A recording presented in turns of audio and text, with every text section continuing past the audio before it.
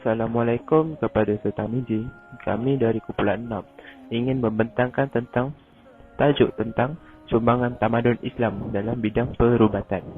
Baiklah, tamadun Islam dari segi istilah bermaksud kemajuan yang telah dicapai oleh umat Islam dalam aspek kerohanian dan kebendaan dengan berpandukan kepada Al-Quran dan Al-Sunnah Rasulullah SAW.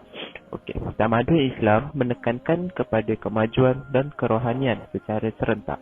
Tamadun Islam juga lahir daripada agama Islam dan masyarakatnya juga beragama Islam. Dalam erti kata lain, agama Islamlah yang telah melahirkan tamadun Islam ini. Seterusnya, saya akan beralih kepada objektif kajian daripada kumpulan kami. Berdasarkan objektif kajian yang pertama, iaitu mengetahui sejarah tamadun Islam terhadap bidang perubatan. Okay. Ini bermaksud perubatan adalah amalan yang mana semua umat manusia dalam dunia ini tanpa mengira bangsa, keturunan ataupun agama akan mudah diserang atau mudah menghidapi pelbagai jenis penyakit. Okey. Rasulullah SAW pernah bersabda bahawa segala penyakit ada ubatnya, melainkan penyakit tua dan mati. Sumbangan tamadun Islam dalam perubatan telah melahirkan banyak tokoh-tokoh dalam bidang perubatan seperti yang kita amat kenali, iaitu Ibn Sina dan lain-lain lagi.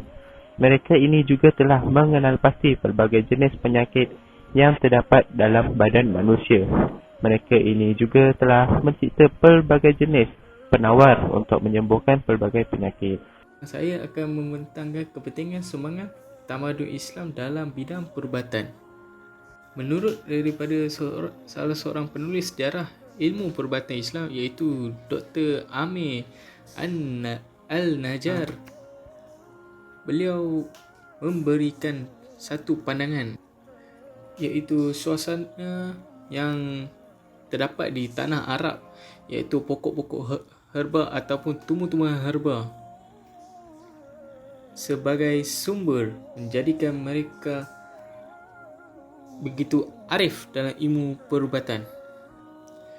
Dengan adanya dan wujudnya tumbuh-tumbuhan herba ini dapat membantu dalam tokoh-tokoh perubatan di tamadun Islam untuk merawati pesakit. Seterusnya, objektif yang ketiga ialah mengenal pasti tokoh-tokoh perubatan Islam di dalam tamadun Islam. Yang pertama ialah Ibn Sina. Siapa yang tidak kenal dengan beliau, bukan? Nama beliau terkenal sampai di barat. Di barat, orang barat menggelar Ibn Sina iaitu dengan gelaran Avicenna. Nama sebenar beliau adalah Al-Husin bin Abdullah bin Hasan. Beliau dikenal sebagai Avicenna di barat. Dilahirkan pada 370 Hijrah bersamaan 980 Masihi di Afshanah, Bukhari, Turkistan. Setelah bapanya meninggal dunia, beliau berpindah ke Khawarizmi, Jurjan Raya dan Hamadan, bertugas sebagai pakar perubatan Dauliyah Raya dan penasihat agung Amir Al-Daulah di Asfahan. Beliau meninggal dunia pada tahun 428 Hijrah bersamaan dengan 1037 Masihi. Tokoh yang seterusnya ialah Al-Razi, atau lebih dikenali sebagai Rhazes di dunia barat. Beliau merupakan salah seorang pakar sains dan ahli falsafah Iran yang hidup antara tahun 865 Masihi sehingga 925 Masihi. Beliau telah menyumbang dalam bidang perubatan ilmiah dan falsafah. Nama sebenar beliau adalah Abu Bakar Muhammad bin Zakaria Al-Razi. Beliau lahir pada tahun 865 Masihi dan beliau wafat pada tahun 925 Masihi. Menurut Al-Biruni, Al-Razi dilahirkan di Rey, Iran pada tahun 625 Masihi dan meninggal di Rey pada tahun 925 Masihi. Abu Bakar Muhammad bin Zakaria Al-Razi adalah seorang ahli perubatan falsafah dan sarjana Parsi yang memberikan sumbangan asas dan berkekalan dalam bidang perubatan, alkemi dan falsafah yang ditulis dalam lebih 184 buah buku dan rencana dalam pelbagai bidang sains. Tokoh yang ketiga yang ingin saya terangkan ialah Al-Zahrawi. Al-Zahrawi atau nama sebenar beliau ialah Abu Al-Qasim Khalaf Ibnu Al-Abbas Al-Zahrawi. Beliau lahir pada tahun 936 Masihi dan meninggal dunia pada tahun 1013 Masihi. Beliau juga dikenali di barat dengan gelaran Abul Qasis dan dianggap sebagai bapa bedah moden. Al-Zahrawi merupakan seorang ahli bedah yang tinggal di Al-Andalus pada zaman pertengahan dan dianggap pakar bedah terulung pada zamannya. Sumbangan terbesar beliau kepada bidang perubatan ialah kitabnya Al-Tasrif, sebuah ensiklopedia yang mengandungi 30 jilid. Beliau melopori bidang pembedahan dengan prosedur serta alat-alat pembedahan yang memberi kesan yang kuat bukan sahaja di dunia timur tetapi juga di dunia barat sehinggalah ke zaman sekarang, sehingga beberapa hasil kajiannya masih digunakan dalam dunia perubatan. Dan tokoh yang seterusnya ingin saya terangkan ialah tokoh Ibnu Al-Nafis, atau juga nama sebenarnya ialah Al-Din Abu Al-Hasan Ali Ibnu Abi Hazim Al-Khorshi Al-Dimashqi.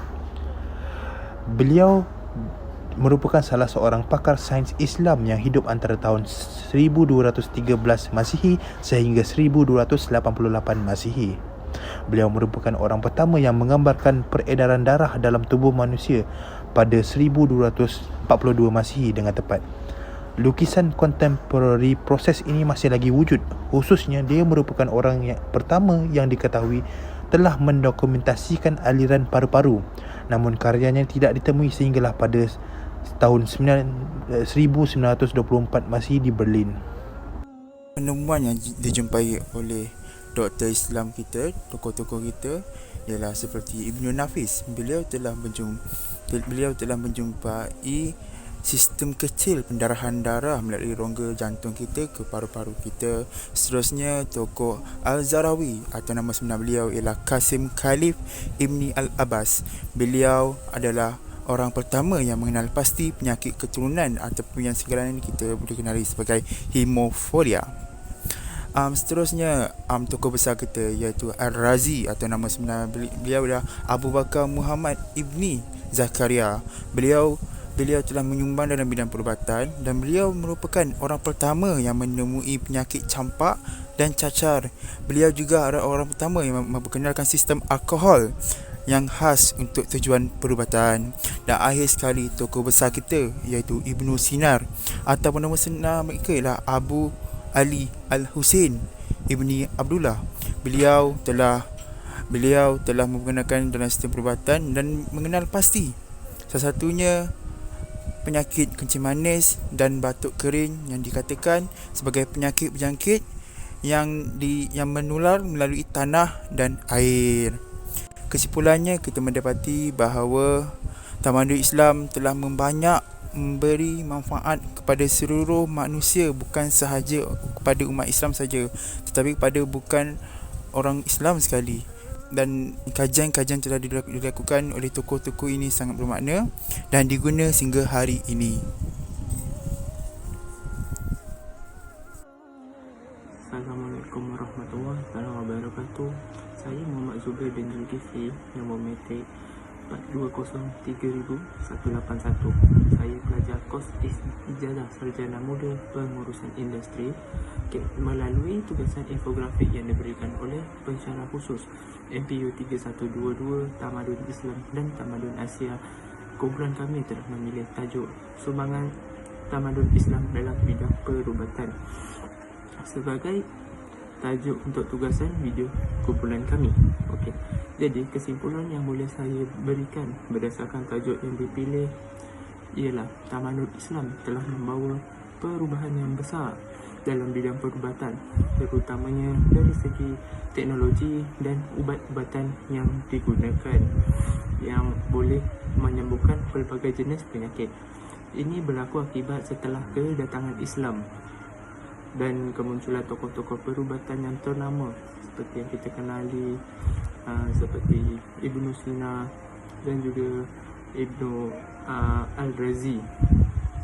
Mereka telah membawa perubahan yang besar dalam bidang perubatan.